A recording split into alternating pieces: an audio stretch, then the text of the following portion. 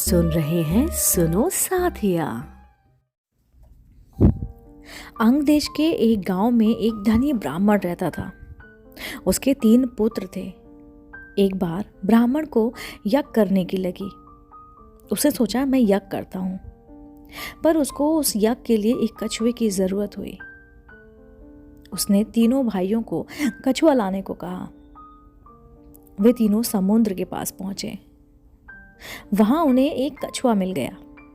बड़े ने कहा, मैं भोजन चांग हूं, इसलिए कछुए को मैं नहीं छूंगा।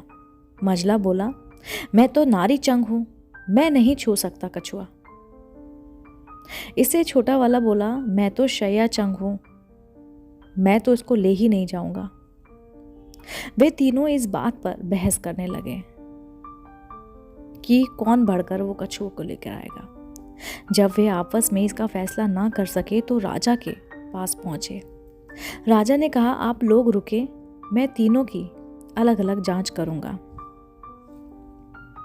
इसके बाद राजा ने बढ़िया भोजन तैयार कराया और तीनों खाने बैठे। सबसे बड़े ने कहा, मैं खाना नहीं खाऊंगा, इसमें मुर्दे की गंध आती है। वह उठकर चला गया। राजा ने पता लगाया तो मालूम हुआ कि वह भोजन शमशान के पास के खेत में बना था। राजा ने कहा, तुम सचमुच भोजन चंग हो, तुम्हें भोजन की पहचान है। रात के समय राजा ने एक सुंदर वेश्या को मझले भाई के पास भेजा। जो ही वे वहां पहुंची कि मझले भाई ने कहा, इसे हटाओ यहां से, इसके शरीर से बकरी का दूध की गंध आती है। राजा ने यह सुनकर पता लगाया तो मालूम हुआ कि वह वेश्या बचपन में बकरी का दूध पीती थी।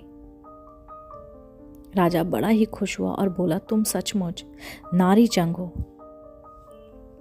इसके बाद उसने तीसरे भाई को सोने के लिए रात में गद्दों का पलंग दिया। जैसे ही वह उस पर लेटा कि एकदम चीख कर उठ गया।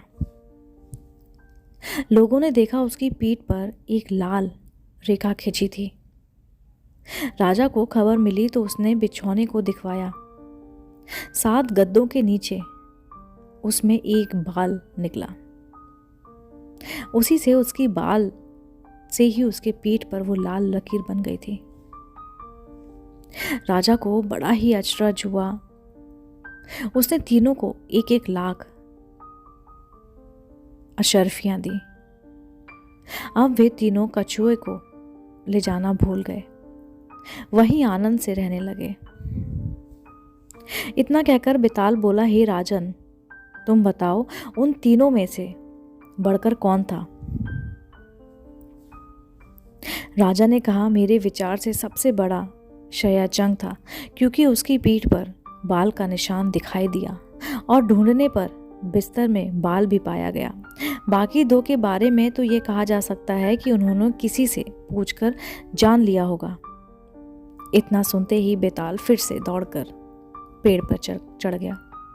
राजा लौटकर वहां से गया और उसको फिर से अपनी पीठ पर बांधकर चलने लगा। चलते चलते राजा को बेताल ने फिर से कहानी सुनाना शुरू कर दी।